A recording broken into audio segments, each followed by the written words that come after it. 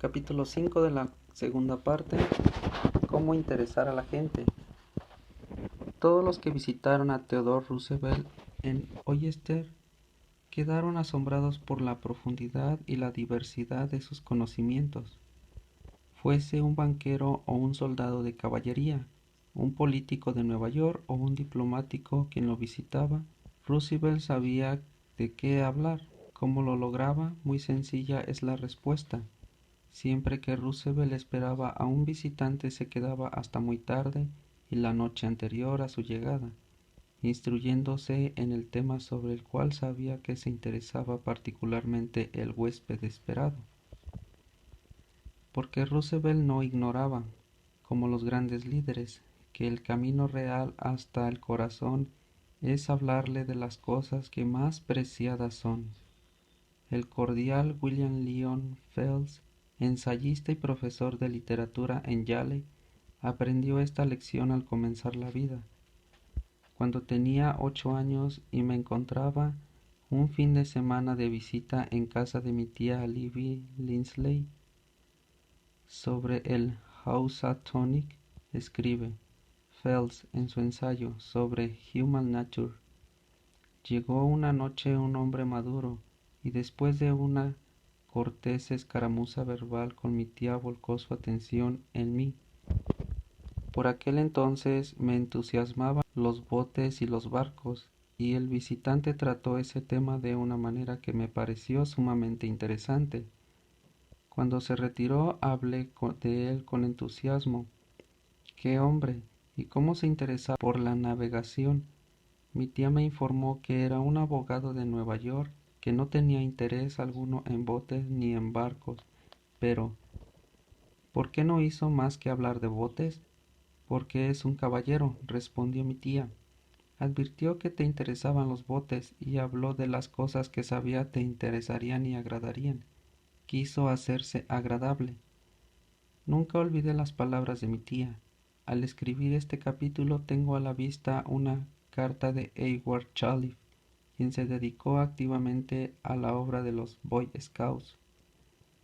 Un día, escribí al señor Chalif, comprobé que necesitaba un favor. Estaba por realizar una gran convención de Boy Scouts en Europa y quería que el presidente de una de las más grandes empresas del país pagara los gastos de viaje de uno de nuestros niños.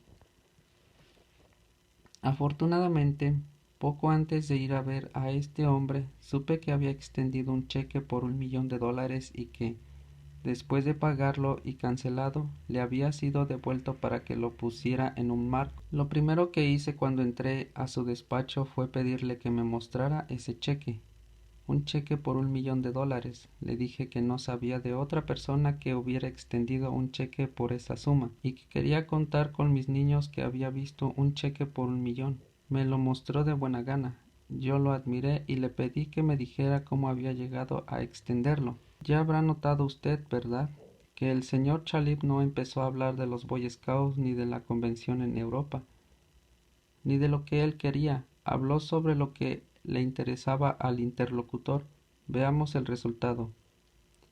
Por fin el hombre a quien entrevistaba me dijo: «Ah, ahora que recuerdo, ¿para qué vino a verme?». Se lo dije, y con gran sorpresa mía no solamente accedió inmediatamente a lo que le solicitaba, sino que concedió mucho más. Yo le pedía que enviara a un solo niño a Europa y en cambio él decidió enviar a 5 niños. Y a mí mismo me entregó una carta de crédito por $1,000 y me pidió que nos quedáramos 7 semanas en Europa. Además me dio cartas de presentación para los jefes de las sucursales, a fin de que se pusieran a nuestro servicio, y él mismo nos recibió en París y nos mostró la ciudad. Desde entonces ha dado empleo a algunos de nuestros niños cuyos padres estaban necesitados y no ha dejado de favorecer jamás a nuestro grupo. Pero bien sé que si yo no hubiese descubierto primero el interés principal de este hombre y no le hubiera hablado de ello, no lo habría encontrado tan fácil de convencer. ¿Es valiosa esa técnica para emplearla en los negocios? Veamos. Tomemos el ejemplo de Henry G. Duvernoy, de la empresa Duvernoy y Sons, una de las mejores panaderías de Nueva York. El señor Duvernoy quería vender pan a cierto hotel de la ciudad. Durante 4 años había visitado el cliente todas las semanas, asistía a las mismas fiestas que el gerente, le hablaba en todas partes, hasta tomó habitaciones en el hotel y vivió allí para tratar de hacer el negocio, pero todo sin resultado. Entonces, nos dijo el señor Duvernoy, estudié relaciones humanas y resolví cambiar la técnica. Decidí investigar qué interesaba a este hombre, qué despertaba su entusiasmo. Descubrí que pertenecía a una sociedad de hoteleros llamada Hotel Gritters. No solamente pertenecía a ella, sino que, merced a su gran entusiasmo, se le había llevado a la presidencia de la organización y también a la de la entidad internacional. En cualquier parte donde se efectuaran las convenciones, este hombre asistía siempre, aunque tuviese que volar sobre montañas o cruzar desiertos y mares. Así pues, apenas lo vi, al día siguiente empecé a hablarle de la entidad. ¿Qué respuesta obtuve? Me habló durante media hora acerca de aquel tema. Vibré de entusiasmo. Advertí fácilmente que esta sociedad era un pasatiempo, la pasión de su vida. Antes de salir de su oficina ya me había convencido de que fuera socio de su organización, pero yo no había hablado una palabra del pan. Y unos días más tarde un empleado del hotel me habló por teléfono para que enviara muestras y precios de nuestros productos. No sé, me dijo el empleado, qué ha hecho con el gerente, pero lo cierto es que está encantado con usted. Imagínese, durante 4 años había perseguido a aquel gerente preocupado que me comprara nuestros productos, y todavía lo seguiría buscando, si por fin no me hubiese tomado el leve trabajo de saber qué le interesaba y de qué le gustaba hablar. Edward Harring de Higgerston, Maryland, decidió vivir en el hermoso valle Cumberland de Maryland después de completar su servicio militar. Lamentablemente, en aquel momento había pocos empleos disponibles en la zona. Una pequeña investigación sacó a la luz el hecho de que muchas empresas de la región eran propiedad de un hombre que había triunfado espectacularmente en el mundo de los negocios, Funkhouser, cuyo ascenso de la pobreza a la opulencia intrigó al señor Hirman. No obstante, este empresario tenía fama de inaccesible para la gente que buscaba empleo. El señor Hirman nos escribió: entrevisté bastante gente y descubrí que todos los intereses de Funkhouser estaban concentrados en su actividad tras el poder y el dinero. Cómo se protegía a la gente como yo por medio de una secretaria leal y severa. Estudié los intereses y objetivos de ella, y recién entonces hice una visita sin anuncio previo a su oficina. Desde hacía unos 15 años esta mujer había sido el satélite que giraba en la órbita del señor Funkhouser. Cuando le dije que tenía una proposición para él que podía resultar en un crédito financiero y político, se interesó.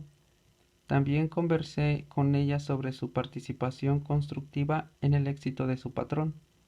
Después de esta conversación me concedió una cita con Funkhouser. Entré en su enorme e impresionante oficina decidido a no pedir directamente un empleo.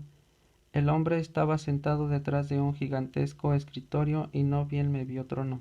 ¿Qué pasa con usted, jovencito? Señor Funkhouser, le dije, creo que puedo hacerle ganar dinero.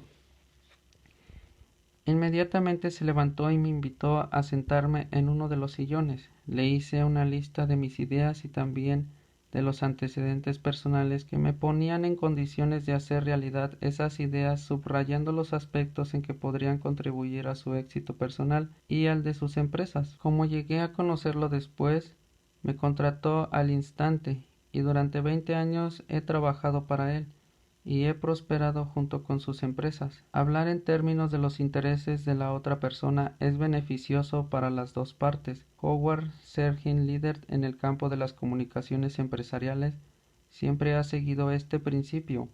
Cuando se le preguntó qué obtenía de ello, el señor Hersin respondió que recibía una recompensa diferente de cada persona, y que esas recompensas siempre habían dado por resultado una ampliación en su vida. Bueno, y como regla número 5, hable siempre de lo que interese a los demás.